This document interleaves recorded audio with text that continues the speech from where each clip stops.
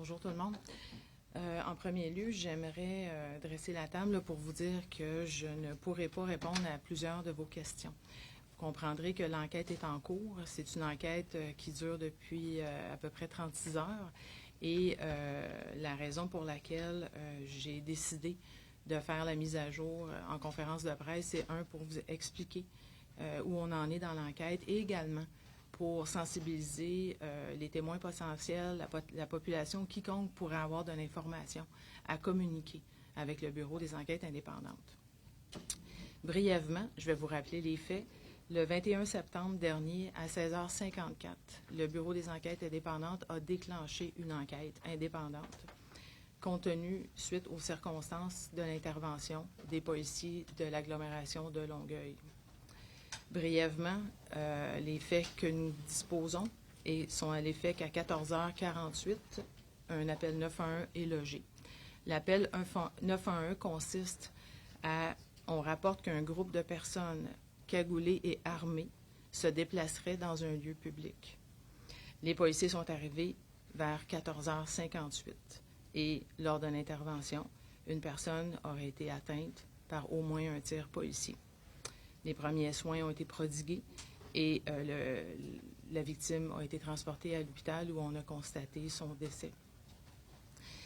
Au niveau des démarches des 36 dernières heures, je peux vous dire que, premièrement, notre priorité a été de rencontrer la famille. Donc, nous avons au Bureau des enquêtes indépendantes une unité famille qui rencontre la famille et les proches des victimes. Donc, la famille et certains de leurs proches ont été rencontrés. Certaines demandes ont été faites. Nous avons acquiescé aux demandes dans les limites de la preuve et dans le but avec toujours les limites que nous avons de ne pas altérer la preuve. Nous avons rencontré la famille, répondu à certaines demandes. Notre équipe famille est en contact avec la famille de la victime et les rencontre et les tient, met au courant, les tient à jour, est informé dans la mesure où on peut le faire de l'enquête. Nous avons déployé une équipe au total de 15 enquêteurs. Donc, nous avons 15 enquêteurs sur le lieu. Au départ, une équipe est arrivée, poste de commandement est installé et 15 enquêteurs sont sur les lieux. Nous avons également un analyste qui analyse la preuve et qui détermine un peu là, les éléments à parfaire dans la preuve. Notre enquête également consiste aussi à faire la scène de crime. Donc, nous avons des spécialistes en identité judiciaire qui ont fait la scène de crime. La scène a débuté à 20h25 et s'est terminée à 8h05 le lendemain matin. Nous avons fait appel, comme la loi le prévoit, à un support au niveau d'un policier, d'un autre corps policier. Donc, le SPVM est venu nous supporter avec son service d'identité judiciaire. Donc, 2 policiers du SPVM sont venus compléter notre équipe d'identité judiciaire et sont accompagnés d'un drone notamment. Donc, nous avons pu avoir des images vraiment sur la scène et sur l'étendue de la scène de façon également là, au niveau dans les airs. Nous avons également rencontré la communauté autour, le voisinage. Au total, hier soir, je peux vous dire que ce matin, on a rencontré un total de 15 témoins. Nous avons rencontré des témoins policiers, nous avons rencontré des témoins civils, du voisinage.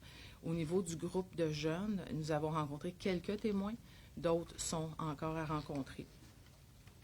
Nous avons également récolté, et ça je remercie beaucoup la collaboration du voisinage où a lieu l'événement, nous avons récolté des vidéos également. Donc, ce matin, je peux vous affirmer que hier, nous avions 3 vidéos, dont 2 en attente. Nous avons, depuis ce matin, 7 vidéos de l'événement. Ces vidéos-là sont envoyées pour expertise, donc au laboratoire de sciences judiciaires. Donc, à partir de là, nous aurons les images et nous pourrons les voir de façon professionnelle et de façon plus claire et nette. Nous avons également sur les lieux saisi des objets. Nous avons saisi une arme à feu, nous avons saisi un sac à dos, nous avons saisi des cagoules, bâtons de baseball et autres effets. Et nous sommes en attente aussi d'expertise. Nous allons faire expertiser notamment l'arme à feu par la balistique et les autres effets.